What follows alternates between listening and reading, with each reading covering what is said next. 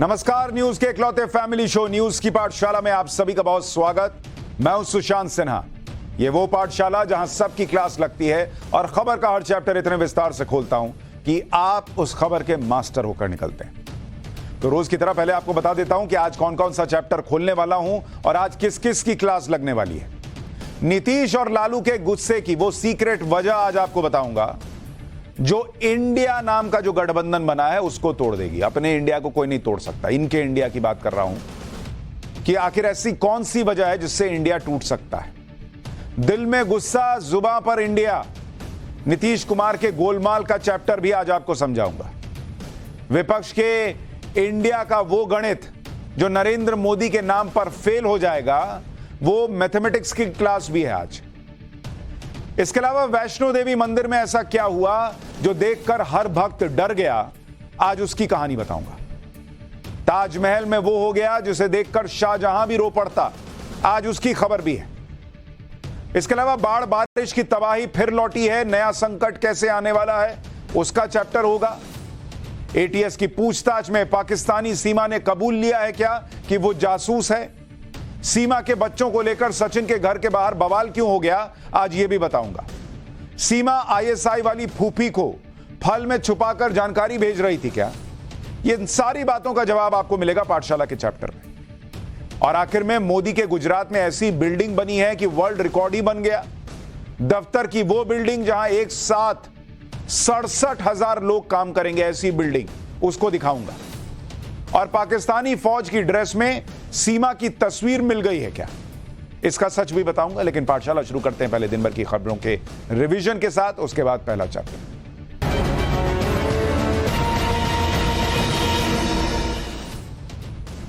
कल से शुरू हो रहे मॉनसून सत्र से पहले आज सरकार ने सर्वदलीय बैठक बुलाई। विपक्ष की मांग पर मॉनसून सत्र के दौरान सरकार मणिपुर हिंसा पर चर्चा के लिए तैयार हो गई। 11 अगस्त तक चलने वाले मॉनसून सत्र के दौरान दिल्ली अध्यादेश से जुड़े बिल समेत 31 बिल पेश होंगे। हालांकि यूनिफॉर्म सिविल कोड इस बार के सत्र में पेश नहीं किया जाएगा। कर्नाटक विधानसभा में आज जमकर हंगामा हुआ। सदन की कार्रवाई के दौरान हंगामा कर रहे बीजेपी विधायकों ने स्पीकर की कुर्सी की तरफ कागज फेंके, जिसके बाद बीजेपी के 10 विधायकों को विधानसभा से सस्पेंड कर दिया गया। अपने विधायकों पर हुई कार्रवाई को लेकर बीजेपी ने कांग्रेस को निशाने पर लिया और कहा कि राहुल पर एक्शन होने पर लोकतंत्र खतरे में था। कर्नाटक में क्या हो रहा है? दिल्ली के द्वारका इलाके में एक महिला पायलट और उसके पति की भीड़ ने जमकर पिटाई कर दी। दोनों पर आरोप है कि उन्होंने 10 साल की लड़की को अपने घर में काम पर रखा और उसे टॉर्चर भी किया। मामले की जानकारी मिलने पर पुलिस ने नाबालिग लड़की का मेडिकल कराया। इसमें लड़की के शरीर पर चोट और जलने के कई निशान मिले। पुलिस ने महिला पायलट और उसके पति को गिरफ्तार कर लिया। उज्जैन में महाकाल की सवारी के दौरान माहौल बिगाड़ने की कोशिश करने वाले आरोपियों के घर पर आज बुलडोजर से एक्शन हो गया। नगर निगम और पुलिस की टीम ढोल नगाड़ों के साथ आरोपी के खिलाफ कार्रवाई के लिए पहुंची। टीम ने पहले आरोपियों के घर को खाली करवाया, फिर बुलडोजर की मदद से घर के अवैध हिस्से को गिरा दिया गया। आंध्र प्रदेश के मध्य प्रदेश से सीधी कांड जैसा मामला सामने आया है। आरोप है कि आंध्र के ओंगोल में शराब के नशे में धुत 9 दबंगों ने पहले दलित युवक की पिटाई की, फिर 2 लोगों ने दलित युवक पर पेशाब कर दिया। पुलिस ने 9 में से 6 आरोपियों को पकड़ने का दावा किया है, जबकि मुख्य आरोपी अब भी पुलिस की गिरफ्त से बाहर है। दिन भर का रिवीजन होने के बाद अब पाठशाला की पहली क्लास, जिसमें आपको बताऊंगा कि क्या नीतीश लालू के गुस्से की वो सीक्रेट वजह क्या है जो इंडिया नाम के इस गठजोड़ को तोड़ देगी। साथ ही दिल में गुस्सा, जुबां पर इंडिया, नीतीश कुमार के गोलमाल का चैप्टर क्या बता रहा है, और क्या विपक्ष के इंडिया का गणित मोदी के नाम पर फेल हो जाएगा, इसका चैप्टर।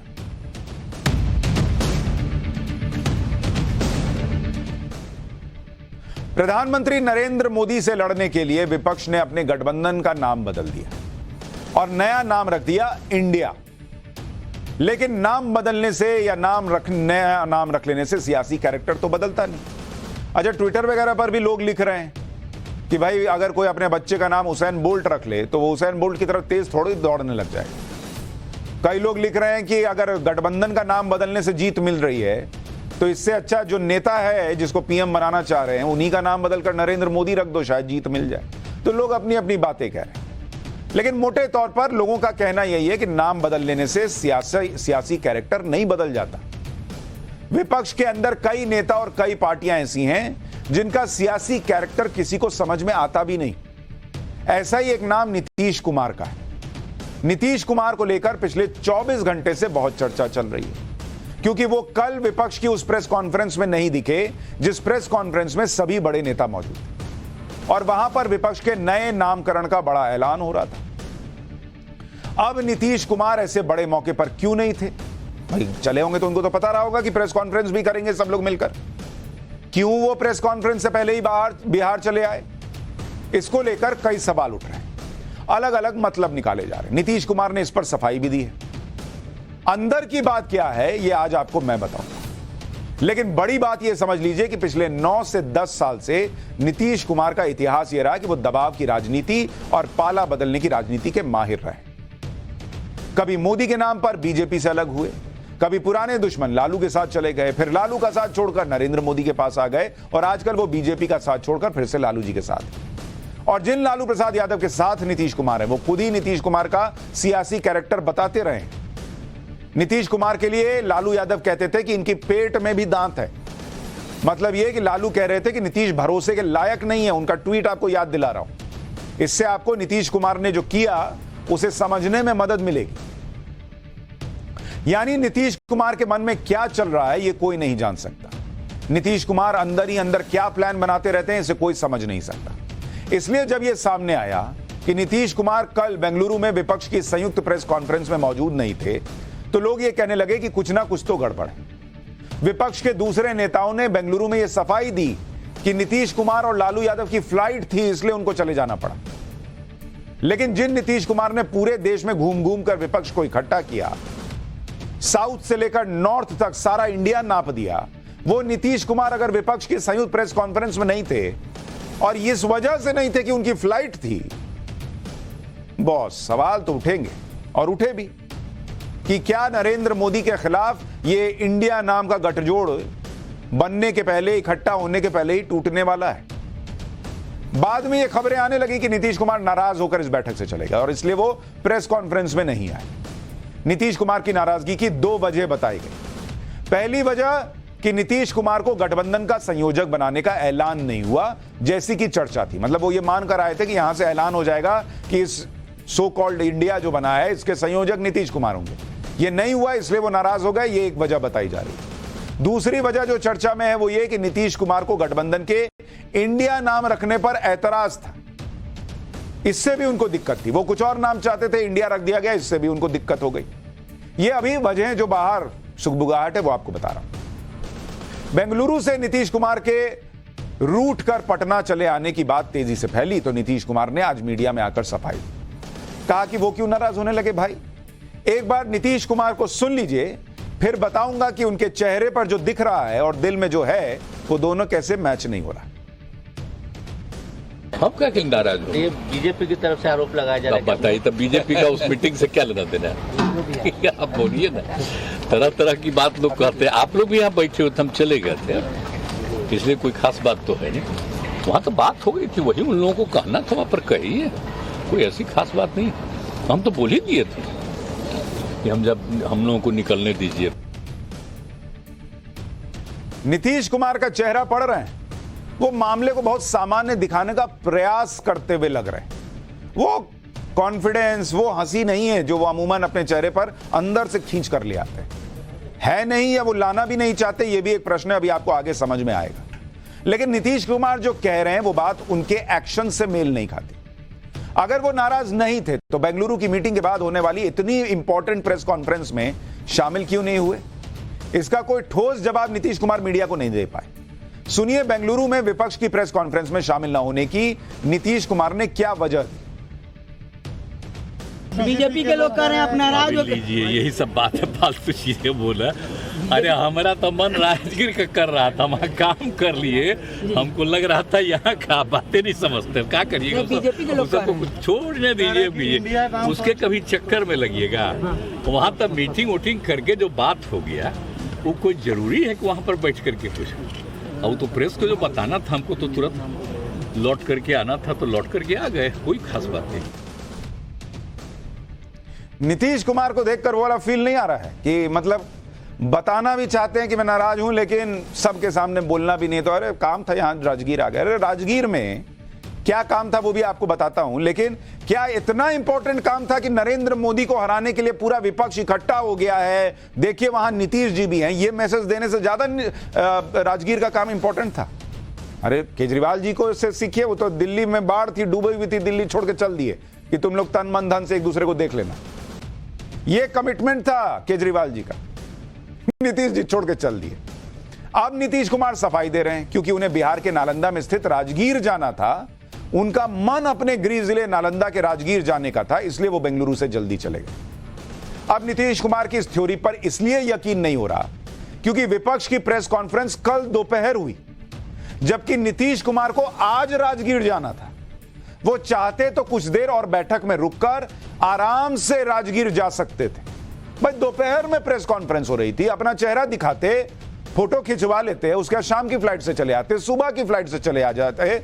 ऐसा क्या राजगीर में हो गया कि ना ना ना अब हम राजगीर जा रहे हैं, मेरा मन नहीं मान रहा। राजगीर में नीतीश कुमार को एक मेले का उद्घाटन करना था। यहां विपक्ष का मेला लगा हुआ है, वो मेला छोड़ के वो चले गए राजगीर वाला मेला देख रहे हैं। जब बेंगलुरु में इतनी बड़ी बैठक चल रही हो तो वो इस कार्यक्रम को टाल भी सकते थे, 1 घंटा लेट ही पहुंच जाते। ऐसा क्या था?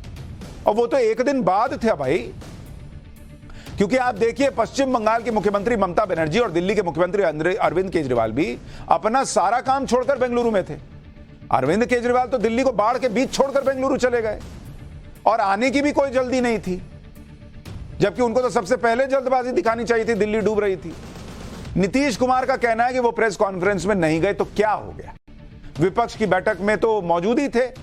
हालांकि नीतीश कुमार का उस प्रेस कॉन्फ्रेंस में होना इसलिए भी जरूरी था क्योंकि विपक्षी एकता की पूरी कवायद नीतीश कुमार ने ही तो शुरू की थी, इसलिए नीतीश कुमार की गैर मौजूदगी पर सवाल उठने लगे। अरे भाई 10 दोस्त थे, हुआ कि मिल के पार्टी करेंगे, और जिसने सब दोस्त को फोन किया कि आओ आओ पार्टी करेंगे, आओ आओ पार्टी करेंगे, वही पार्टी शुरू होने के ठीक पहले चला गया ये बोल के अरे नहीं यार बहुत जरूरी पढ़ाई करना है। तो पढ़ाई थी तो फिर पार्टी काहे रखे थे भाई? और अगर आपका रहना पार्टी में इंपॉर्टेंट नहीं था तो सबको बुलाए काहे थे भाई? इसलिए नीतीश कुमार जो बोल रहे हैं, मैंने बोला ना, जो बोल रहे हैं और जो हो रहा है वो मैच नहीं हो रहा है। अगर कोई और नेता होता तो शायद इतनी चर्चा भी नहीं होती। जैसे एमके स्टालिन और अखिलेश यादव भी प्रेस कॉन्फ्रेंस में नहीं थे, लेकिन उन्हें लेकर कोई ज्यादा चर्चा नहीं हुई। विपक्ष की एकता को लेकर लगातार सवाल उठ ही रहे हैं। ऐसे में भी नीतीश कुमार अगर 30 से 40 मिनट की प्रेस कॉन्फ्रेंस के लिए नहीं रुक पाए तो फिर विपक्ष की एकता कितनी एक है वो मजबूत मैसेज जा ही नहीं पाया।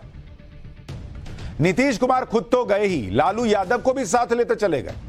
भाई नीतीश कुमार का तो मन, चलिए 1 सेकंड के लिए मान लीजिए कि मन नहीं लग रहा था, नालंदा जाना ही था, लालू जी क्यों चले गए भाई? विपक्ष की संयुक्त प्रेस कॉन्फ्रेंस में न लालू थे न नीतीश थे, दोनों इंपॉर्टेंट नेता।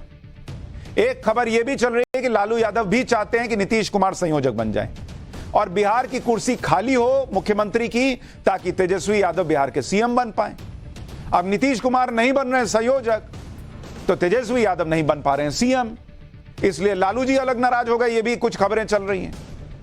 भाई नीतीश कुमार को संयोजक नहीं बनाने इससे लालू जी का क्या लेना देना? उनकी तो चिंता यह है कि मेरा बेटा सीएम नहीं बन पाएगा फिर। यानी नीतीश कुमार की नाराजगी वाली बातों में थोड़ा दम लग रहा है, फिर भले ही नीतीश कुमार कैमरे पर इससे इनकार कर रहे हैं। नीतीश कुमार की नाराजगी की वजह इसलिए भी ठोस लग रही है क्योंकि बेंगलुरु की बैठक से पहले ही यह चर्चा थी कि नीतीश कुमार को संयोजक बनाने का ऐलान हो सकता है। नीतीश कुमार ने ही पूरे विपक्ष को जमा करने के लिए सियासी परिक्रमा की थी, इसलिए नीतीश कुमार का यह हक भी बनता था कि उन्हें संयोजक बनाया जाए, ऐसा उनको लगता है। और नीतीश कुमार के नाम पर किसी को आपत्ति भी नहीं होती क्योंकि नीतीश कुमार की पहल पर ही ज्यादातर दल जुड़े थे। नीतीश कुमार को संयोजक बनाए जाने से एक मैसेज यह भी जाता कि बिहार की धरती से विपक्ष ने जो शुरुआत की थी उसमें एक गंभीर फैसला ले लिया गया। नीतीश कुमार को संयोजक बनाकर कांग्रेस भी यह मैसेज दे सकती थी कि वो अपने सहयोगी दलों को दबाना नहीं चाहती, लेकिन ऐसा कुछ हुआ नहीं। इस वजह से नीतीश कुमार की नाराजगी की बातें उठने लगी। अच्छा, उनको बुरा लगेगा भी, यार सबको इकट्ठा मैं किया और अब मुझे संयोजक बनाना है तो वहां फोटो किसी और का लग रहा है। नीतीश कुमार सफाई दे रहे हैं कि ऐसा नहीं है, उनका कोई निजी स्वार्थ नहीं है, किसी पद को लेकर कोई ऐसा उनके मन में भाव नहीं है। एक बार वो हिस्सा भी सुनिए, फिर बताता हूं कहां कहां मामला फंसा है। यहां जो अंदर कांटा चुभा है ना, वो कांटा सब बताऊंगा अभी। आपको संयोजक नहीं, हम सबका कोई चॉइस नहीं है। हम बाकी सब चीज के लिए एकजुट करने के चक्कर में, मेरा और कुछ नहीं। कि देश के हित में काम होना चाहिए। मेरा कोई पर्सनल चॉइस सब मत सोचिए। हम कभी एक बार भी नहीं बोलते हैं, वो सब बात चिंता मत करिए। कोई चिंता बहुत अच्छा चल रहा है। कह रहे हैं देश के हित में काम होना चाहिए। अरे भाई, देश के हित में ये इंडिया नाम का जो एजेंडा बनाए हैं उसको छोड़ के चले गए मेला का उद्घाटन करने। मेला देश से ज्यादा बड़ा था। कहा जा रहा है कि संयोजक के तौर पर 2 नाम की चर्चा भी हुई। ये भी सोर्सेज बता रहे हैं, सब अभी खबरें मार्केट में चल रही हैं, हवा में उड़ रही हैं कि नीतीश कुमार इसलिए भी नाराज हो गए कि संयोजक के नाम पर जिन 2 नामों की चर्चा हुई उनमें नीतीश कुमार का नाम ही नहीं था। एक नाम था ममता बनर्जी का कि भाई इनको बना दिया जाए क्या संयोजक, और दूसरा नाम सुनिए, अरविंद केजरीवाल का नाम चला कि अरविंद केजरीवाल को बना दीजिए। अब इसमें ना तो नीतीश कुमार का नाम है, ना लालू यादव का नाम है, ममता बनर्जी और अरविंद केजरीवाल की एंट्री हो गई। तो नीतीश जी नाराज हो गए कि अरे यार ये क्या चल रहा है। अच्छा, आप ये भी देखिए कि कल दोपहर में विपक्ष की प्रेस कॉन्फ्रेंस हुई और शाम तक नीतीश कुमार की नाराजगी की खबरें आने लग गई थी। कल शाम 7 बजे नीतीश जो है वो पटना से, इसको देखिए, अब ये टाइमलाइन देखिएगा तो आपको समझ में आ जाएगा कि कैसे क्या हुआ है, नीतीश कुमार कितना दिल में छुपा रहे हैं और कितना बता रहे हैं। कल शाम 7 बजे 7 PM नीतीश जो है वो कहां से कहां आए, पटना आए बेंगलुरु से, ठीक है। कल शाम में 7 बजे आ गए। उसी वक्त कहानी शुरू हो गई थी, लेकिन सफाई कब दी कि भाई मैं कोई नाराज नहीं हूं, वहीं पर उतर के अपना बोल देते कि मैं कार्यक्रम के लिए आया हूं। पटना में भी बात नहीं की मीडिया से, आज दोपहर में जाकर सफाई दे रहे हैं कि हमको कोई नाराजगी नहीं, हमको तो नालंदा आना। यानी करीब 12 से 16 घंटे चुप रहे। क्यों चुप रहे भाई? अगर आपको इतनी चिंता है कि देश हित में इंडिया बना रहे हैं आप लोग, तो उसी वक्त बोलते। नीतीश कुमार ने इसका कोई खंडन नहीं किया, खुद एक ट्वीट करके सफाई दे देते। सुबह से सब चल रहा है, शाम से ही कल चल रहा था। अब ऐसी स्थिति में लोग ये कयास लगाएंगे ही कि नाराजगी की खबरों को नीतीश कुमार खुद फैलने देना चाहते थे, ताकि वहां अंदर मैसेज चला जाए कि नीतीश जी नाराज हैं भैया, ये तो नहीं चलेगा। अब नीतीश कुमार भले ही सब कुछ अच्छा बता रहे हैं, लेकिन उन्हें लेकर चर्चा ये हो रही है कि उन्हें गठबंधन का नया नाम भी पसंद नहीं था। कई मीडिया रिपोर्ट्स के मुताबिक नीतीश कुमार को गठबंधन के इंडिया नाम से इसलिए परेशानी थी क्योंकि इसमें एनडीए के लेटर्स भी आ रहे थे। भाई है ना, NDIA है, तो इसमें एनडीए भी आ गया और 2 आई है, तो कह रहे थे इसमें एनडीए भी आ रहा है। ये नीतीश जी को लग रहा था। सूत्रों के मुताबिक नीतीश कुमार को नाम पर आपत्ति थी, लेकिन बाद में उन्होंने बैठक में कहा कि अगर आप सब सहमत हैं तो ठीक है, रख लीजिए, यही रख लीजिए। सूत्रों के मुताबिक इंडिया नाम बेंगलुरु में हुए डिनर में कांग्रेस की तरफ से सुझाया गया, लेकिन कांग्रेस ने मीटिंग में इस नाम का प्रस्ताव रखने के लिए टीएमसी को कहा।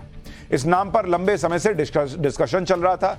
इंडिया नाम का प्रस्ताव आने के बाद नीतीश ने इंडियन मेन फ्रंट सुझाया, तो वहीं सीताराम येचुरी ने वी फॉर इंडिया का नाम दिया। नाम पर सहमति न बनते देख राहुल गांधी ने दखल दिया और फिर इंडिया का पूरा कॉन्सेप्ट समझाया कि इसका फुल फॉर्म क्या है।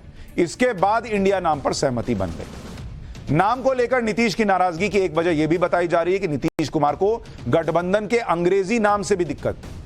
इतना ही नहीं, यह भी कहा जा रहा है कि गठबंधन के नाम को तय करने का क्रेडिट ममता और राहुल को चला गया, इससे भी नीतीश कुमार को दिक्कत थी। जबकि विपक्ष को एक साथ लाने की पूरी माथापच्ची तो नीतीश कुमार ने की। अब ये इंडिया जो है उसका क्रेडिट चला गया ममता बनर्जी और राहुल गांधी के पास। सूत्र बता रहे हैं कि जिस तरह से कांग्रेस ने पूरी बैठक को हाईजैक किया, उससे भी नीतीश कुमार नाराज थे। ये सारी खबरें हालांकि सूत्रों के हवाले से, अब ऐसी बातें कोई आके तो कंफर्म करेगा नहीं, नीतीश जी तो चाह के भी नहीं बोल पा रहे हैं। बेंगलुरु में विपक्ष की जो मीटिंग हुई, उसका अगर आप पोस्टर भी देखेंगे तो उस पोस्टर में आपको नीतीश कुमार किनारे नजर आएंगे। अगर मैं आपको तस्वीर दिखाऊं, जरा यहां तस्वीर दिखाइए कि कैसे नीतीश जी साइड हो गए। पटना में पोस्टर में क्या हाल था और यहां क्या हाल हो गया। यह है बेंगलुरु में विपक्ष का पोस्टर, और अगर इसमें आप देखेंगे तो सेंटर में देखिए सोनिया जी हैं, खड़गे जी हैं, राहुल जी हैं, और इसमें अगर आप खोजने बैठिएगा कि अरे नीतीश जी कहां है, कहां कहां, यहां ऊपर में एकदम कोने में फेंक दिया उनका चेहरा। कहां सेंटर में एकदम, आदमी भाई ऐसे ही ना देखता है, फोटो देखता है, अच्छा सोनिया जी सब दिख रहे हैं, अखिलेश जी, ये आउटर रिंग में इनको रख दिया है। अब हालांकि ममता बनर्जी भी यही है, लेकिन उनको लग रहा है कि यार मुझे तो यहां होना था, यहां सोनिया जी की फोटो की जगह, अब मुझे यहां डाल दिया। जबकि पटना में जो फोटो लगी, पोस्टर लगा था, वो वहां पर बीच में नजर आ रहे थे। इतना ही नहीं, नीतीश कुमार की नाराजगी की एक वजह बेंगलुरु में लगे उनके पोस्टर भी बताए जा रहे हैं, क्योंकि बेंगलुरु में विपक्ष के सभी बड़े नेताओं के पोस्टर लगे, नीतीश कुमार के भी पोस्टर लगे, लेकिन नीतीश कुमार का मजाक बनाया गया। बिहार में गिरते ब्रिज की तस्वीरें लगाकर उन्हें अनस्टेबल प्राइम मिनिस्टरियल कंटेंडर कहा जाने लगा। वो वाला डालिए जरा यहां पर। अच्छा चलिए उस स्क्रीन पर उधर ही दिखा दीजिए। तो वहां पर नीतीश कुमार को लगा कि इतने लोग आए हुए हैं और सिर्फ मेरा ही, ये देखिए वो जो द अनस्टेबल प्राइम मिनिस्टर करके इनका वहां पोस्टर किसी ने लगा दिया। फिर वहां पर पोस्टर लग गया भाई कि ब्रिज गिर गया था बिहार में। अब नीतीश कुमार को यह भी लगा होगा कि भाई ये तो कांग्रेस शासित राज्य है, यहां पे मेरे खिलाफ पोस्टर लग गया, कोई रोका नहीं, ये कौन लगा के चला गया जी, क्योंकि ये तो कांग्रेस शासित राज्य में आयोजन हो रहा था। नीतीश कुमार को शायद इस तरह के पोस्टर लगने की उम्मीद नहीं थी। बेंगलुरु में कई राज्यों के मुख्यमंत्री जुटे, लेकिन सिर्फ नीतीश कुमार को टारगेट करने वाले पोस्टर किसी ने लगा दिए। इस वजह से भी शायद नीतीश कुमार नाराज हो गए होंगे कि अगर बीजेपी ही टारगेट कर रही होती तो औरों को कर सकती थी, सिर्फ नीतीश कुमार को टारगेट किया। यह भी बताया गया कि विपक्षी एकता के लिए नीतीश कुमार का प्लान यह था कि अलग अलग राज्यों में बीजेपी से लड़ने के लिए 1 वर्सेस 1 का फॉर्मूला बने, यानी बीजेपी के सामने एक ही संयुक्त उम्मीदवार उतारा जाए। लेकिन सूत्र बता रहे हैं कि नीतीश के इस फॉर्मूले पर विपक्ष की मीटिंग में कोई सहमति नहीं बन पाई और नीतीश कुमार का फॉर्मूला फेल होता दिखा, क्योंकि लेफ्ट के नेता सीताराम येचुरी ने बंगाल के राजनीतिक हालात को लेकर सीधी बात कर दी। येचुरी ने कह दिया कि बंगाल में वो टीएमसी से लड़ रहे हैं, वो बीजेपी और टीएमसी को मिलकर हराएंगे, इसलिए वो टीएमसी के साथ चुनाव नहीं लड़ेंगे। बंगाल को लेकर मीटिंग में इस तरह की बहस हुई कि सबको शांत कराने के लिए लालू जी को दखल देना पड़ा। आज भी लेफ्ट के नेता खुलकर कह रहे हैं कि बंगाल में हिंसा हो रही है, तानाशाही चल रही है और जो लोग लोकतंत्र को कुचल रहे हैं वही लोग अगर लोकतंत्र को बचाने की बात करेंगे तो इस पर कौन भरोसा करेगा। सुनिए लेफ्ट की नेता, वही लेफ्ट जो इस सो कॉल्ड इंडिया का पार्ट है, बृंदा करात क्या कह रही हैं बंगाल को लेकर, ममता बनर्जी को लेकर। देखिए, गठबंधन का सवाल हर प्रदेश के अलग अलग राजनीतिक संतुलन है। टीएमसी के खिलाफ और टीएमसी की तानाशाही रुख जो बंगाल में दिखाई दिया है पूरे पंचायत के चुनाव में, जिसके आधार पर 7 लोगों की मृत्यु हुई, वो बंगाल की हकीकत है। तो बंगाल के अंदर ये जो कॉन्स्टिट्यूशन बचाने का, जनवाद बचाने का, धर्मनिरपेक्षता को बचाने की जो परिस्थिति है वो बंगाल के ही आधार पर तय होगा। तो बंगाल में जो हमारी पार्टी है, बंगाल जो हमारे साथी हैं, उनके साथ बातचीत करके वही तय करेंगे। लेकिन मैं ये कह सकती हूँ कि जनवाद के ऊपर हमले करके आप जनवाद की रक्षक के नाम पर खड़े होंगे, उसकी बहुत कम क्रेडिबिलिटी है। तो कल तक जिस इंडिया की बात हो रही थी, उस इंडिया को इंडिया वाले लोग ही चोट पहुंचाना शुरू कर चुके हैं। विपक्ष में एक दूसरे को कोसने वाली पार्टियों की कमी नहीं है, फिर भी मोदी विरोध के नाम पर सब इकट्ठा होने की बात कर रहे हैं। यही बात पीएम मोदी ने कल एनडीए की मीटिंग में कही कि ये लोग तो आपस में ही लड़ते हैं, इनके कार्यकर्ता ही भ्रमित हैं। सुनिए प्रधानमंत्री नरेंद्र मोदी इस सो कॉल्ड इंडिया को लेकर क्या बोल रहे थे कल। लोग देख रहे हैं कि केरल में लेफ्ट और कांग्रेस एक दूसरे के खून के प्यासे हैं, लेकिन बेंगलुरु में दोनों पार्टियों के नेता हाथ में हाथ डालकर मुस्कुरा रहे हैं। लोग देख रहे हैं कि बंगाल में लेफ्ट और कांग्रेस के नेताओं पर, उनके कार्यकर्ताओं पर टीएमसी हमले कर रही है, लेकिन इनके नेता टीएमसी के खिलाफ कुछ भी बोलने से बच रहे हैं। इनकी सच्चाई आपको दूसरे राज्यों में भी दिखाई देगी। नेशनल कॉन्फ्रेंस के नेता और पीडीपी के नेता एक दूसरे को कैसी कैसी गालियां देते हैं। आरजेडी और जेडीयू के लोग कैसे कैसे शब्दों से एक दूसरे को नवाजते थे। इन्हें अपने कार्यकर्ताओं की भी परवाह नहीं है। ये अपने कार्यकर्ताओं से उम्मीद करते हैं कि जीवन भर जिसका विरोध किया उसका अचानक सत्कार करने लगे। अब ऐसे में इन दलों का कार्यकर्ता खुद भ्रमित है कि करे तो क्या करे। विपक्ष कितना भी एक हो जाए, सच्चाई यह है कि अब भी अकेले बीजेपी ही विपक्ष पर भारी पड़ेगी। एनडीए की बात तो छोड़ ही दीजिए, अगर 2019 के लोकसभा चुनाव के आंकड़े के हिसाब से परिस्थितियों को देखें तो जो ये गठबंधन बन रहा है, अगर इसका 2019 का परफॉर्मेंस देखें तो आपको समझ में आ जाएगा कि तस्वीर क्या हो सकती है। ये जो इंडिया बना है, इंडिया, इसमें 26 दल है। इनका 2019 का आपको परफॉर्मेंस बता रहा हूं। इन 26 दलों के का जो वोट शेयर था, वो वोट शेयर कितना था? इनको करीब करीब 26% वोट मिला था। माफ कीजिएगा, 36%, 36%। सब ये जो अभी मिले हैं, इन सब को मिलाकर 36% वोट आया था। और बीजेपी का अकेले का जो वोट परसेंट था, वो कितना था 2019 में? वो 37.36% था। तो अकेले बीजेपी का वोट प्रतिशत इन 26 को मिलाने पर भी जो वोट प्रतिशत इनके पास आया था, उससे ज्यादा ही था। और अगर आप इसको एनडीए में कन्वर्ट कर दीजिएगा कि एनडीए के जो दल हैं उनको कितना वोट प्रतिशत आया था, तो वो है 45%। 45%। तो कहां 45% और कहां ये 36%? बीजेपी अकेले इन 26 से ज्यादा है। विपक्ष का विरोधाभास यह भी है कि विपक्ष ने अपने गठबंधन का नाम तो इंडिया रख लिया, लेकिन विपक्ष में कई ऐसी पार्टियां हैं, कई ऐसे नेता हैं जो वंदे मातरम तक का विरोध करते हैं।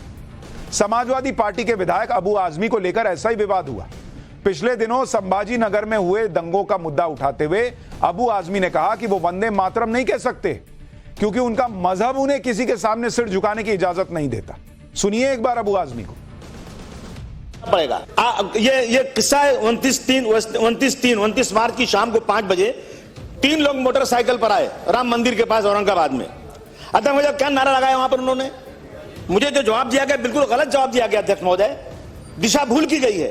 अध्यक्ष वहां नारा लगाया कि इस देश में रहना है तो वंदे मातरम पढ़ना पड़ेगा। अध्यक्ष महोदय वंदे मातरम हम नहीं पढ़ सकते इसलिए कि हम एक अल्लाह को मानते हैं। हम दुनिया में किसी के आगे सर नहीं झुका सकते। ये हमारा मां के सामने भी सर नहीं झुकाते हम दुनिया में किसी के सामने। अध्यक्ष महोदय हमारा मजहब अलाउ नहीं करता। तो इंडिया का एक दल, ये जो इंडिया बना है इसका एक दल, उसके एक नेता कह रहे हैं कि भाई हम वंदे मातरम भी नहीं बोल सकते। विपक्ष ने ऐसा नैरेटिव बनाया है कि जैसे मोदी के खिलाफ सारी पार्टियां इकट्ठा हो गई, जबकि सच ये है कि विपक्ष के पास कितनी पार्टियां हैं। अभी आप ये भी देखिए, जो मैं आपको मैथ्स की क्लास बता रहा था, विपक्ष के पास अभी जो वो बता रहा है कि भाई हमारे साथ 26 पार्टी है, जिसका नाम इन्होंने रखा है इंडिया।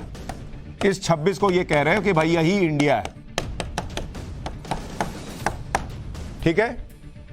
नरेंद्र मोदी के पास कहा जा रहा है कि उनके पास 38 दल हैं, बीजेपी को मिलाइए तो 39। लेकिन अब भी 11 पार्टियां ऐसी हैं जो किसी के साथ नहीं है। 11 पार्टी ऐसी है जो किसी के साथ नहीं है। और इन पार्टियों का क्या रोल है वो आप देख लीजिए। ये किसी के भी साथ जा सकती है। इनके सांसद कितने हैं? आज की तारीख में इनके 91 सांसद हैं, लोकसभा और राज्यसभा मिलाकर। और इनका जो वोट प्रतिशत है वो करीब 10.5%। यानी अगर एनडीए को जो वोट आए थे 45% प्लस ये 10.5% कर दीजिए तो करीब करीब इज इक्वल टू 55.5% तो यही हो गया, 55.5%। भाई इनका वोट भी काट लोगे आप क्या? ये तो कैंडिडेट उतारेंगे ही उतारेंगे। तो 56% वोट तो दूसरी तरफ जा रहा है, तो आप कैसे नरेंद्र मोदी को हरा दोगे ये कोई भी इंडिया इंडिया बना के? इनमें से कुछ पार्टियों के बारे में आपको बताता हूं, जैसे AIMIM है, इसकी 2 सीट है और इसका वोट शेयर करीब 0.2% है। BRS है, ये वो के चंद्रशेखर राव वाली, इसकी 9 सीटें हैं और इनके पास करीब 1.25% वोट है। JDS है, कुमारस्वामी वाली, इनकी 1 सीट है लेकिन इनके पास 0.5% वोट है। YSR कांग्रेस है, उसके पास 22 सीटें हैं और उसका वोट शेयर करीब 2.5% के आसपास है। बीजेडी है 12 सीटें, उसकी करीब 1.66% वोट है। बीएसपी, मायावती ने आ जाके कह दिया ना कि भाई हम इनके साथ नहीं जाएंगे, ये जो इंडिया बना है इसके साथ, उनकी 9 सीटें हैं और उनका करीब 3.5% से ज्यादा वोट शेयर है। अकाली दल की 2 सीटें हैं, 0.62% उनका वोट शेयर है। AIUDF है, उसका वोट उसकी सीट जो है वो 1 है। इन पार्टियों में मायावती ने आज क्लियर कर दिया कि वो किसी भी गठबंधन में नहीं होंगी, वो यूपी में अकेले चुनाव लड़ेंगी। उन्होंने कह दिया कि वो ना एनडीए के साथ है, ना इंडिया नाम के इस गठबंधन के साथ है, वो यूपी में अकेले अपने दम पर चुनाव में उतरेंगे। अब इन लोगों का वोट शेयर तो जो है वो तो है ना भाई, इनका कैंडिडेट तो रहेगा। अपने गठबंधन का नाम इंडिया रखकर कल से विपक्ष ये माहौल बना रहा है कि वही भारत की आवाज है। अपने संयुक्त बयान में विपक्ष ने दलितों, आदिवासियों, पिछड़ों की आवाज उठाने की बात भी कही। लेकिन आप इनकी स्थिति देखिए कि छत्तीसगढ़ में कल ही क्या हुआ। छत्तीसगढ़ जहां कांग्रेस की सरकार है, उसकी राजधानी रायपुर में कल SC/ST वर्ग के युवाओं को कपड़े उतारकर सड़क पर उतरना पड़ गया ताकि सरकार उनकी बात सुन ले। सोचिए कितने मजबूर हो गए होंगे कि कपड़ा उतारकर ये लोग उतरे हैं सरकार को आवाज सुनाने के लिए, नग्न होकर। कल ही छत्तीसगढ़ में विधानसभा के मानसून सत्र की शुरुआत हुई। इसी दौरान जब मंत्रियों का काफिला विधानसभा की तरफ जा रहा था तो अपनी आवाज उन तक पहुंचाने के लिए इन युवाओं ने कपड़े उतारकर प्रदर्शन किया। अपने हक की मांग कर रहे 29 युवाओं को पुलिस ने गिरफ्तार कर लिया। ये लोग इसलिए प्रदर्शन कर रहे थे क्योंकि इनका हक मारा जा रहा था। इनका आरोप है कि बड़े पैमाने पर फर्जी जाति प्रमाण पत्र बनाकर SC/ST वर्ग के लिए आरक्षित नौकरियों को हड़पा जा रहा है। ऐसे लोगों के खिलाफ एक्शन की मांग को लेकर ये लोग प्रदर्शन कर रहे थे। SC/ST वर्ग से आते हैं और एक कोई इंडिया बना है जो कहता है वो ऐसे ही लोगों को जो नरेंद्र मोदी प्रताड़ित कर रहे हैं उनकी आवाज बनने के लिए बना है। और जब वो आवाज उठाने के लिए कपड़े उतारकर सड़क पर उतरे तो उनको पुलिस ने गिरफ्तार कर लिया। खैर, ये अभी चुनाव तक बहुत सारी बातें सामने आएंगी, उस पर नजर रहेगी। लेकिन पाठशाला में अब उस सीमा का चैप्टर जिसकी चर्चा देश भर में है और उसको लेकर बड़े खुलासे हो रहे हैं, जिसका चैप्टर लेकर आया हूं। आपको आज बताऊंगा कि क्या ATS की पूछताछ में पाकिस्तानी सीमा ने कबूल लिया कि वो जासूस है।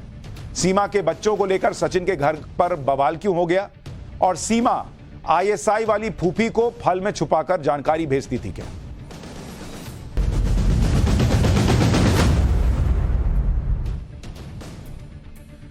पाकिस्तानी सीमा हैदर के कितने रूप हैं। पाकिस्तान के कराची में रहने वाली आम महिला, पाकिस्तान से सऊदी अरब और नेपाल होते हुए भारत आने वाली शातिर महिला, भारत में अपने प्रेमी सचिन के घर में भारतीय रूप में एक मासूम महिला। कौन है सीमा? इनमें से सीमा, असली सीमा कौन है? सीमा की पहेली अब धीरे धीरे खुलने लगी। एंटी टेररिस्ट स्क्वाड यानी ATS की जांच और IB से जो इनपुट मिल रहे हैं वो बता रहे हैं कि सीमा हैदर कोई साधारण महिला नहीं है। सीमा के कितने राज हैं ये आपको बताऊंगा, लेकिन पहले ये देखिए कि वो सीमा जिसके भारतीय अंदाज की लोग तारीफ कर रहे थे। नोएडा में जहां सीमा रह रही थी वहां के लोग उसे भाभी भाभी कहते थे, लेकिन जैसे ही सीमा पर पूछताछ हुई, खुलासे होने लगे तो लोगों की राय कैसे बदलने लगी। नोएडा में सचिन के घर के बाहर आज कुछ लोगों ने जमकर हंगामा किया। सचिन के घर पर ही सीमा रुकी हुई थी। लोगों का कहना है कि सीमा भारत के लिए खतरा है, उसे पाकिस्तान तुरंत वापस भेज देना चाहिए। सुनिए आज सचिन के घर के बाहर क्या हुआ। देखो ये गलत तो ये यूं है कि बिना पासपोर्ट बिना रास्ते के आइए, गलत। ये तो इसमें मुकदमा चलेगा ही चलेगा। अब और जो है अगर जांच हो ही रही है इस पर, आगे तो इस पर परेशानी है ही है। वो बहू नहीं है इधर की, बहू होती है तो जहाँ रहती होती और शादी ब्याह होता, वो तो यहाँ पर अपने अनलीगल तरीके से सीमा पार करके आई है। उसे हम लगता है वापस भेज दे पाकिस्तान। बिल्कुल, सीमा अपने पाकिस्तान में ही रहना चाहिए, वो वही अच्छी लगेगी, हिंदुस्तान में नहीं। ये खतरा है, सीमा नहीं है जी, ये हमारे देश के लिए खतरा है। देश के लिए खतरा मानते हैं? देश के लिए खतरा है। देश के लिए आप बिल्कुल खतरा है जी। 15 अगस्त आने वाली, कोई भी हमला हो सके, और बालक के पैर ना बाप को ही मुड़े, घुटने पेट को ही मुड़े, चाहे कितना ही कुछ हो जियो। अब बड़े हो गए वो पाकिस्तान की ही गांगे, चाहे कुछ भी हो जियो, यहाँ कितना ही रह लंग। यानी अब लोगों को लगने लगा है कि सीमा हैदर भारत के लिए खतरा हो सकती, उसके बच्चे भारत के लिए खतरा हो सकते हैं। लोग कहने लगे हैं कि बच्चे हैं, अभी तो बच्चे हैं, बड़े होंगे तो पाकिस्तान का ही राग गाएंगे क्योंकि पाकिस्तान से आए, इनको सबको वापस भेजो। पाकिस्तानी सीमा जिसे कल तक रबूपुरा इलाके में भाभी भाभी लोग कह रहे थे, उसे अब पाकिस्तान भेजने की मांग तेज हो रही। जब से सीमा से पूछताछ हुई और उसको लेकर नई जानकारियां सामने आई हैं, तब से लोगों की राय भी बदल गई है। जांच एजेंसीज ने सीमा से अब तक जो पूछताछ की है उसके मुताबिक सीमा बहुत शातिर महिला है, उससे कोई भी राज उगलवाना आसान नहीं है। आपको बताता हूं कि सीमा से अब तक की पूछताछ में किन किन बातों का पता चला है, किस किस राज से पर्दा उठा है। जांच एजेंसीज को शक है कि सीमा को भारत में दाखिल करवाया गया है, मतलब वो आई नहीं है, उसको दाखिल करवाया गया है, यह भी बताया जा रहा है। इतना ही नहीं, यह भी बताया जा रहा है कि एक गुप्त व्यक्ति ने सीमा की मदद की है, यह अभी पता नहीं कि वो कौन है। आने से पहले सीमा को पूरी ट्रेनिंग दी गई, इसके बारे में भी बताया जा रहा है। सीमा को भारतीय कपड़े पहनना सिखाया गया, मतलब वो जो साड़ी में दिख रही थी सीमा, वो ऐसा नहीं है कि अपनी मर्जी से थी, उसको ट्रेनिंग मिली है साड़ी पहनने की। सीमा को भारतीय कपड़े पहनना सिखाया गया, जिससे सीमा बिल्कुल ग्रामीण भारतीय महिला नजर आए। सीमा के मेकओवर में प्रोफेशनल लोगों ने मदद की, सुरक्षा कर्मियों को चकमा देने की भी उसे ट्रेनिंग दी गई है। बच्चों को भी भारतीय तरीके से ड्रेसअप किया गया। इस तरह की ट्रेनिंग नेपाल में पाकिस्तानी हैंडलर देते हैं, यह कहा जा रहा है। जांच एजेंसियां नेपाल में उन हैंडलर्स की तलाश कर रही हैं जो महिला को ऐसी ट्रेनिंग देती है। सीमा को ट्रेनिंग देने वाला हैंडलर पकड़ा जाता है तो बड़ा खुलासा हो सकता है। सीमा हैदर से जुड़ी कई अनसुनी बातें आज आपको बताऊंगा। एटीएस ने क्या खुलासा किया वो भी बताता हूं, लेकिन पहले कराची लेकर चलता हूं, जहां सीमा का दावा है कि वो रहा करती थी। कराची का ये जो आप घर देख रहे हैं, यही वो घर है जहां सीमा रहती थी। कराची के इस इलाके को धनी बख्श कोट कहते हैं।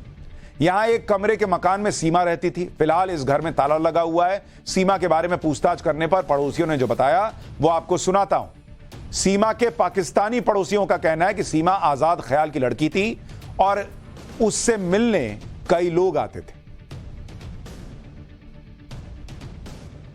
यहाँ पे उसको 3-4 साल से हम देख रहे थे, ठीक है। यहाँ पे जिससे भी पूछेंगे ना, सबको सब पता है, लेकिन यार कोई सामने आके बात करने नहीं चाहता, क्योंकि औरत जाते हैं। हमारे इस्लाम में औरत की इज्जत करते हैं, ठीक है। उनके घर में भी लोग आते जाते थे एनी टाइम, जब भी देखो। लेकिन ये कहना में यार अच्छा नहीं लगता कि यार किसी जगह हम पूछें कि यार आप क्या कर रहे हो, ठीक है। हम जब आए तो सामान थोड़ा पड़ा हुआ था, फिर वो कोई लड़का आया था, वो सामान ले गया था। हमें तो अभी तो पता नहीं चला ना कि एजेंट थी क्या थी, लेकिन यहाँ पे जो उसका रहना देना था, तो आती जाती थी, इधर उधर घूमती फिरती थी, हम उसको देखते रहते थे। लेकिन अंदर का पता नहीं कि वो एजेंट यहाँ क्या है, क्या कर रही है, क्या नहीं कर रही, वो जाहिर बात है अल्लाह को पता है, उसको पता है। यानी पाकिस्तान में भी लोगों को लग रहा है कि सीमा की कहानी में कुछ तो गड़बड़ है, और इसी की जांच भारत में केंद्रीय जांच एजेंसियों के साथ यूपी एटीएस भी कर रही है। यूपी एटीएस की जांच में तो और भी चौंकाने वाली बातें निकल कर आई। एटीएस ने सीमा से जो सवाल पूछे हैं वो आपको बताता हूं। क्या किसी ने इंटरनेट चैटिंग में सावधानी बरतने के लिए कहा था, यह सीमा से पूछा गया। इसके अलावा क्या सीमा कोई कोडवर्ड इस्तेमाल करती है, इसके बारे में भी यूपी एटीएस उससे पूछ रही है। क्या सीमा ने फूफी और फल कोडवर्ड का प्रयोग किया है। फूफी और फल पाकिस्तान की आईएसआई के कोडवर्ड है। आईएसआई को जानकारी भेजने वाले को फूफी कहते हैं। आईएसआई में रुपए के लिए फल कोड का इस्तेमाल होता है। तो एटीएस पूछ रही है कि तुम्हारे किसी मैसेज में ऐसा कुछ इस्तेमाल तो नहीं किया, मिल गया तो फिर देख लेना। सीमा इतनी शुद्ध और साफ हिंदी कैसे बोल लेती है, उससे यह भी पूछा जा रहा है। सीमा को हिंदू रीति रिवाजों के बारे में कैसे पता चला। इन सवालों के जवाब में सीमा ने कोई साफ जवाब नहीं दिया, वो बातों को गोल गोल घुमाती रही, यह बताया जा रहा है। सीमा से पूछताछ में यह भी पता चला कि वो भारत में कहां से दाखिल हुई थी। यूपी पुलिस के मुताबिक 10 मई को सीमा हैदर अपने बच्चों के साथ पाकिस्तान से दुबई पहुंची। उसके बाद 11 मई को दुबई से काठमांडू चली गई। काठमांडू से सीमा ने बस पकड़ी और शाम तक नेपाल के पोखरा में आई। सीमा ने पोखरा में ही एक होटल में रात गुजारी। उसके बाद 12 मई को सुबह पोखरा से बस पकड़ती है और बस से ही उत्तर प्रदेश के सिद्धार्थनगर में रूपंदेही खुनवा बॉर्डर से भारत में दाखिल हो जाती है। फिलहाल सीमा हैदर की जांच चल रही है और कहा जा रहा है कि सीमा को गिरफ्तार भी किया जा सकता है। उत्तर प्रदेश के ADG law and order Prashant Kumar ने कहा है कि अभी कुछ कहना जल्दबाजी होगी। यह मामला 2 देशों से जुड़ा हुआ है। पाकिस्तानी जासूस है, संदिग्ध क्या लग रहा है? नहीं, अभी इतनी जल्दी ये मामला 2 राष्ट्रों के बीच जुड़ा हुआ है। इसमें जब तक पर्याप्त साक्ष्य नहीं मिल जाते कुछ भी कहना उचित नहीं। किस बिंदु पर जांच हो रही, क्या? नहीं, वो तो जब एक बार वो जेल जा चुकी है, उसके बाद बेल पे है। अब उसके बाहर भेजने की जो विधिक प्रक्रिया है उस हिसाब से कार्रवाई चल रही है। क्या बाहर भेजा जाएगा सर वापिस? नहीं, रिपोर्ट किया जाएगा? ये तो इसके लिए पहले से कानून तय है, उस हिसाब से कार्रवाई, कानून अपना काम। सीमा से पूछताछ के बाद यूपी पुलिस ने एक नोट भी जारी किया है जिसमें सीमा और उसके पाकिस्तानी पति गुलाम हैदर के बारे में जानकारी है। इसके मुताबिक सीमा को पाकिस्तान में किसी चीज की कमी नहीं थी। सीमा का पति गुलाम हैदर 2019 में काम के लिए सऊदी अरब गया था, यह बताया जाता है। यानी उसका पति जब 2019 में गया, उसके बाद से उसने पत्नी को कोई कमी नहीं होने दी, सऊदी अरब में रहा और वहां से पैसे कमाकर भेजता रहा। गुलाम हैदर हर महीने सीमा को 70 से 80 हजार रुपए भेजता था। सारे खर्चों के बाद सीमा हर महीने 20 से 25 हजार रुपए की बचत कर लेती थी, यह भी कहा जा रहा है। सीमा ने अपने गांव में 1 लाख रुपए की 2 कमेटी भी डाल रखी थी, कमेटी भी खेलती थी। साल 2021 में दोनों कमेटी खुलने के बाद सीमा को 2 लाख रुपए भी मिले थे। सीमा के पास खुद की बचत के 4 से 5 लाख रुपए जमा थे। बचत का सारा पैसा सीमा मकान मालिक की बेटी के पास रखती थी। गुलाम हैदर के पिता ने भी सीमा को 1 लाख रुपए दिए थे। एक बार हैदर ने भी सऊदी अरब से 2.5 लाख रुपए भेजे थे। अपनी बचत और रिश्तेदारों की मदद से सीमा ने 12 लाख रुपए में 39 गज का एक मकान खरीदा था। जनवरी 2022 में सीमा ने यही मकान 12 लाख रुपए में बेच दिया और कहती है कि इसी के पैसे से वो भारत आ गई सचिन से मिलने के लिए। यानी पाकिस्तान में भले ही सीमा एक कमरे के मकान में किराए पर रहती थी, लेकिन उसके पास पैसों की कमी नहीं थी। उसका पति हर महीने 80 हजार रुपए तो सीमा को भेज रहा था। ऐसा पता नहीं क्या काम कर रहा था वहां जाकर। ऊपर से पति भी बाहर ही रहता था, तो सीमा पर किसी किस्म की कोई रोक टोक भी नहीं थी। अभी तक आपने सीमा और उसके पाकिस्तानी पति को ही देखा है। आज आपको सीमा के उस भाई की तस्वीर दिखाऊंगा जिसके बारे में सीमा का कहना है कि वो पाकिस्तानी सेना में है। यह तस्वीर सीमा हैदर के भाई आसिफ की बताई जा रही है। आसिफ पाकिस्तानी सेना में है और फिलहाल कराची में पोस्टेड है। पाकिस्तानी आर्मी में आसिफ किस पोस्ट पर है, इस बारे में अभी पता नहीं चला है। हालांकि सीमा का दावा है कि उसका भाई सिपाही है। सीमा का चाचा गुलाम अकबर भी पाकिस्तानी सेना में है और अफसर बताया जाता है। सीमा हैदर का पाकिस्तानी सेना से कनेक्शन सामने आने के बाद ही उसके जासूस होने के एंगल से जांच शुरू हुई थी। यह भी कहा जा रहा है कि सीमा को उसके चाचा और भाई से ट्रेनिंग मिली थी। हालांकि सीमा कई बयानों में यह भी कह चुकी है कि वो अपने परिवार को पसंद ही नहीं करती और उसने परिवार के खिलाफ भागकर गुलाम हैदर से शादी की थी। कराची में सीमा के भाई आसिफ के दोस्त ने सीमा को लेकर क्या बताया, वो भी आपको सुनवाता हूं।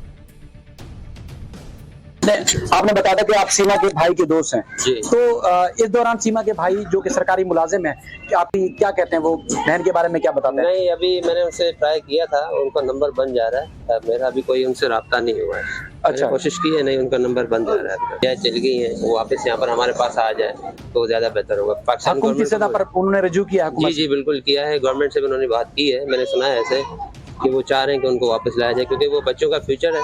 वो बच्चे तो छोटे हैं ना, वो कह रहे हैं वरना अगर सीमा नहीं आना चाह रही तो ना बच्चे वापस कर दिए जाए। कभी आपने, चूंकि आप सीमा के भाई जो इरफान है उनके आप दोस्त हैं, उनके घर आना जाना था बचपन से, कितने अरसे से दोस्ती थी सीमा की शादी से? मेरी आसिफ से तो तकरीबन 10 साल पुरानी दोस्ती है, क्योंकि वो पहले वहाँ पर सामने दूसरा घर वहीं पर रहते थे। फिलहाल सीमा से पूछताछ चल रही है। आज लगातार तीसरे दिन भी सीमा से लगभग 9 घंटे पूछताछ हुई। सीमा और सचिन की सुरक्षा को देखते हुए सीक्रेट लोकेशन पर दोनों से पूछताछ की जा रही है।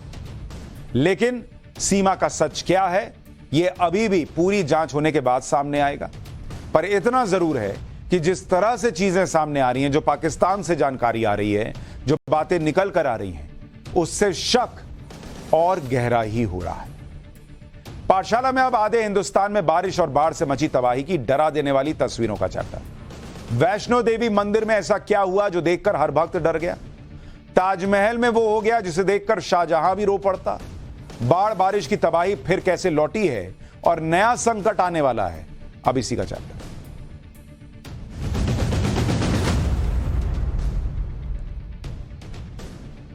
जम्मू कश्मीर से लेकर महाराष्ट्र तक कई राज्यों में मानसून ने ऐसी रफ्तार पकड़ी कि पिछले कई सालों के रिकॉर्ड टूट रहे। मैदानी इलाकों में बाढ़ के हालात बन गए। पहाड़ी राज्यों में लैंडस्लाइड और बादल फटने से लोगों की जान आफत में। नदी नाले उफान पर हैं, सड़क मकान बह रहे हैं। कई इलाकों में सेना और एनडीआरएफ को रेस्क्यू ऑपरेशन के लिए उतरना पड़ा है। आज पाठशाला में मानसून की तबाही मचाने वाली रफ्तार की एक एक तस्वीर आपको दिखाऊंगा, क्योंकि ये फिर से ये जो तबाही एक बार मची थी उसका सेकेंड राउंड शुरू हो गया है। सबसे पहले वैष्णो देवी, माता वैष्णो देवी के मंदिर की तस्वीरें दिखाता हूं। ये तस्वीरें कटरा में मां वैष्णो देवी मंदिर के लिए जाने वाले रास्ते की तस्वीरें हैं। रास्ते पर ये सैलाब जो बह रहा है उसकी रफ्तार आप देखिए, कितनी तेजी से कटरा में पानी बह रहा है और यही रास्ता माता वैष्णो देवी मंदिर की तरफ ले जाता है। भारी बारिश की वजह से रास्ते पर इतना पानी आ गया कि मंदिर जाने वाले नए रास्ते को बंद करना पड़ा। पानी की रफ्तार को देखकर श्रद्धालु मंदिर के लिए जो निकले थे वो सहम गए। भाई एक तो लंबा रास्ता है, लोग वैसे ही चढ़ाई ढलान, जो नीचे आ रहे हैं उनके लिए ढलान, उसमें इतनी तेज रफ्तार से पानी बहेगा तो आदमी गिरेगा, उसको चोट लगेगी, वो बह जाएगा, उसकी अलग चिंता है। इसलिए माता वैष्णो देवी मंदिर तक जाने वाले इस रास्ते को बंद करना पड़ा। अगले आदेश तक अब ये रास्ता श्रद्धालुओं के लिए बंद कर दिया गया है। तो अगर आप भी वैष्णो देवी जाना की सोच रहे थे दर्शन के लिए, तो अभी थोड़ा रुक जाइए। यहां वहां भी बारिश हो रही है और जबरदस्त बारिश हो रही है और ये हालात बने हुए हैं।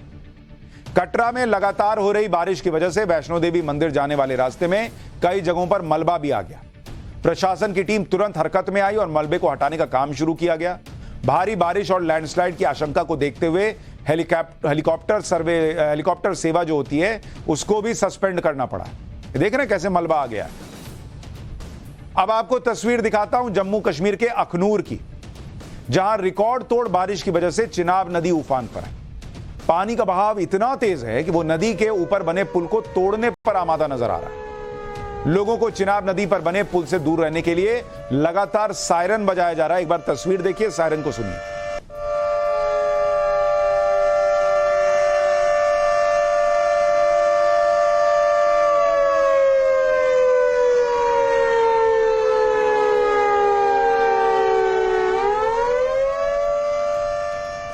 मतलब सायरन बजा के लोगों को बता रहे हैं कि भाई पुल पे मत जाना। जो हालत है, ये पुल कब बह जाए पता नहीं। पिछले 24 घंटे में जम्मू कश्मीर में मूसलाधार बारिश हुई और पिछले 43 साल का रिकॉर्ड तोड़ दिया इस बारिश ने। साल 1980 के बाद हो रही बादल फाड़ बारिश से कई इलाकों में हाहाकार मच गया। इधर दिल्ली में भले ही पिछले कुछ दिनों से लोगों को बारिश नहीं होने से राहत मिली, लेकिन दिल्ली में 45 सालों की रिकॉर्ड तोड़ चुकी यमुना अब यूपी के लिए आफत साबित हो रही। दिल्ली के बाद यमुना ने आगरा में भी पिछले 45 सालों का रिकॉर्ड तोड़ दिया। साल 1978 के बाद आगरा में यमुना नदी पहली बार ताजमहल की दीवार को छूते हुए बहने लगी। ताजमहल के मुगल गार्डन में भी बाढ़ का पानी घुस चुका है। ताजमहल के आसपास जो निचला इलाका था, वहां यमुना का पानी पूरी तरह से घुस गया और यह पूरा इलाका डूब गया है। यह ताजमहल की हालत हो गई है। और उधर केजरीवाल जी कहते थे दिल्ली डुबाने के लिए पानी भेजा गया। देखिए पानी कहां कहां पहुंच गया है। उधर हिमाचल प्रदेश में फिर ऐसी बारिश शुरू हुई है कि लोगों की जान पर आफत बनाई। लगातार हो रही बारिश की वजह से शिमला में एक 3 मंजिला मकान भरभरा कर गिर गया। हालांकि खतरे का अंदेशा होते ही प्रशासन ने पहले ही मकान को खाली करवा लिया था। इस मकान के अगल बगल में बने 3 और मकानों पर भी गिरने का खतरा मंडरा रहा है। एक बार जरा फुल फ्रेम में यह तस्वीर दिखाई।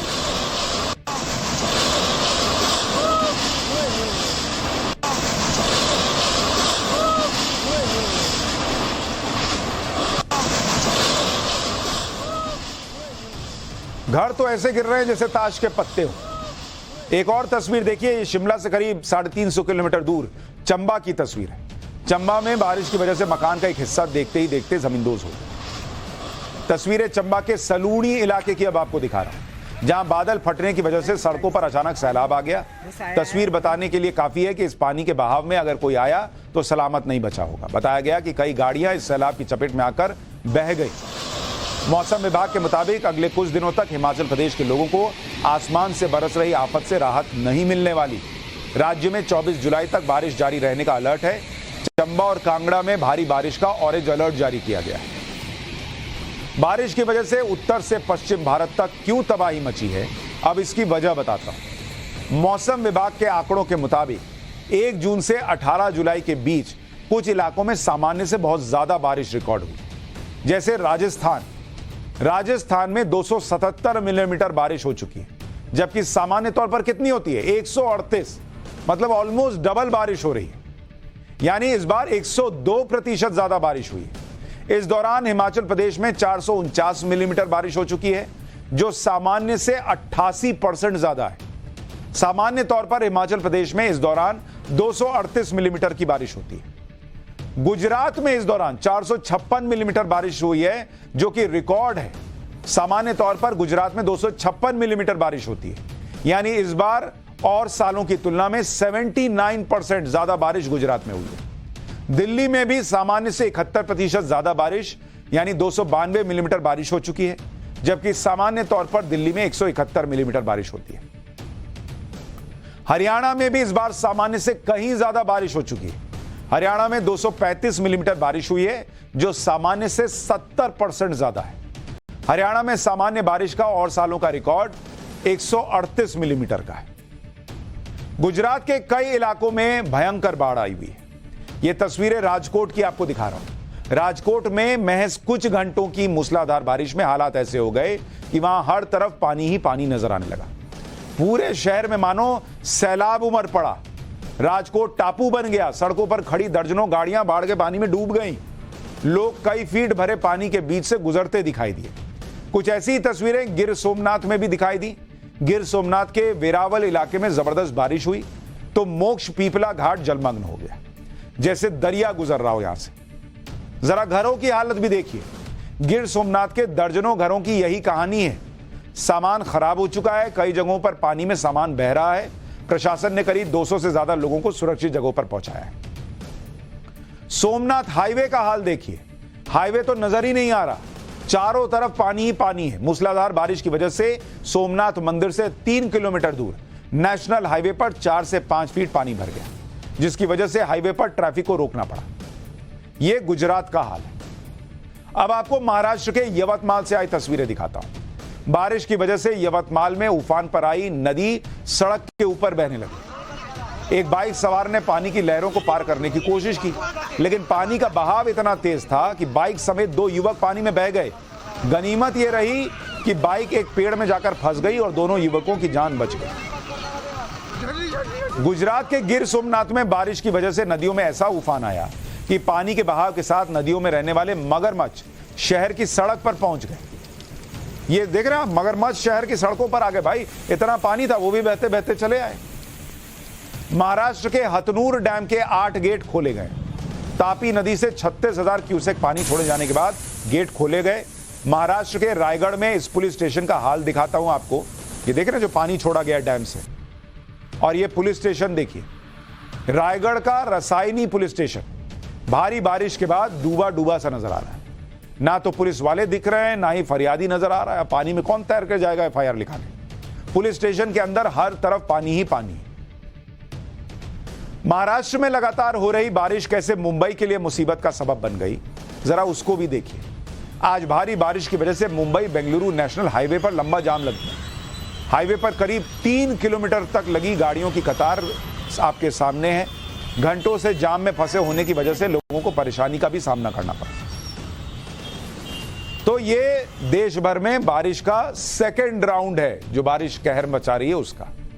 पाठशाला में एक छोटा सा ब्रेक ले रहे हैं। ब्रेक के बाद फैक्ट चेक की क्लास, जिसमें बताऊंगा क्या पाकिस्तानी सीमा फौज की ड्रेस में नजर आ गई है, इसका सच इस छोटे से ब्रेक के बाद।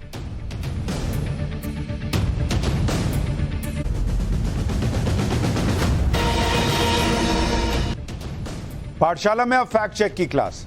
सोशल मीडिया पर इन दिनों पाकिस्तान से भारत आई सीमा हैदर के साथ मिलिट्री यूनिफॉर्म पहने एक महिला की तस्वीर खूब वायरल हो रही है। सोशल मीडिया पर कई यूजर्स दावा कर रहे हैं कि दोनों तस्वीरें सीमा हैदर की हैं, जो इन दिनों काफी सुर्खियों में। इस तस्वीर के जरिए दावा किया जा रहा है कि सीमा हैदर पाकिस्तान की जासूस है। उसका असली नाम सामिया रहमान है और वो पाकिस्तानी सेना में मेजर है। हमने इस खबर का फैक्ट चेक किया। एक तो चेहरे से ही दोनों अलग नजर आते हैं। अगर आप देखेंगे तो बहुत बेसिक डिफरेंस जो है वो दोनों में चेहरे में नजर आता है। हमारी रिसर्च में सोशल मीडिया पर सीमा हैदर को पाकिस्तानी सेना का मेजर बताने वाला दावा गलत साबित हुआ। सेना की वर्दी में दिख रही जिस महिला की तस्वीर को सीमा हैदर बताकर वायरल किया जा रहा है, वो दरअसल पाकिस्तानी सेना की मेजर तो है और सही नाम उसका सामिया रहमान है। सामिया रहमान संयुक्त राष्ट्र की शांति सेना में भी अपनी सेवाएं दे चुकी हैं और तस्वीर में सामिया रहमान के हाथों में जो सर्टिफिकेट दिख रहा है वो यूएन ने उसे पीस कीपिंग फोर्स में सर्विस के लिए दिया था।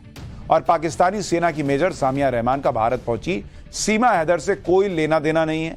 और अगर आप दोनों के चेहरे भी देखें तो बहुत अलग नजर आता है, नाक नक्श में भी बहुत फर्क नजर आता है। लेकिन ये फैलाया जा रहा है कि ये सीमा की फोटो मिल गई, देखो पाकिस्तानी फौज में।